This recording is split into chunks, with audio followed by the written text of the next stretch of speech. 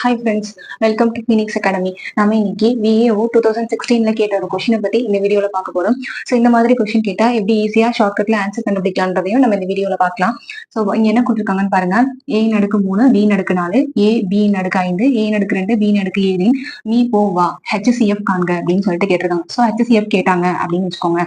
First இந்த புள்ளி comma கொடுத்துருக்காங்கல்ல, so இதெல்லாம் வந்து ஒரு செட் அப்படின்ற மாதிரி நான் அந்த செட்டை வந்து தனித்தனியா எனக்கு ஏற்ற மாதிரி நான் ஈஸியாகிறதுக்காக எழுதிக்கிறேன்னு வச்சுக்கோங்களேன். ஸோ A3 B4 அப்படின்றத கொடுத்துருக்காங்களா. அடுத்து AB அடுக்கு எவ்வளவு கொடுத்துருக்காங்க 5.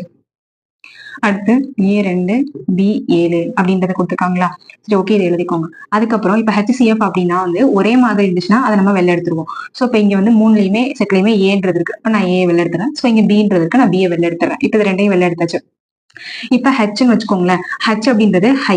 அப்போ இங்க நம்ம என்ன பண்ணணும் அப்படின்னா வந்துட்டு லோவா இருக்க நம்பர்ஸ் எடுத்து எழுதணும். ஸோ அதை ஞாபகம் HCFன்னு கேட்டாவே ஹெச்னா ஹை, அப்ப அதுக்கு ஆப்போசிட் லோவா இருக்க நம்பரை எடுத்து எழுதணும். ஸோ இந்த அடுக்குல வந்து இப்ப ஞாபகம் வச்சுக்கோங்க. இப்ப அந்த அடுக்குலயே வந்து எது லோவா இருக்கிற நம்பர், இங்க வந்து 3, இங்க 2, இங்க ஒண்ணுமே இல்லாட்டா 1 இருக்கிற மாதிரி இருக்கும். அப்ப நான் எதை எடுத்து எழுதணும், இதை எடுத்து எழுதணும். சரி, ஓகே, ஏன்றது எழுதியாச்சு. ஸோ இங்க பார்த்தோம்னா லோவா இருக்கிற நம்பர் எதுன்னு பாருங்க. 4, 5, 7ன்னு கொடுத்துருவாங்க. அப்ப 4 தான் வந்து இதுல லோவான நம்பர். அப்ப 4 அப்படின்றத எழுதிட்டேன். இதுதான் ஆன்சர். ஏ பி நடுக்கு 4. ஸோ இங்க ஆப்ஷன்ஸ்ல இருக்கான்னு பாருங்க. ஏ பி நடுக்கு 4. ஆப்ஷன் டி தான் இதுக்கான கரெக்ட் ஆன்சர். தேங்க்யூ.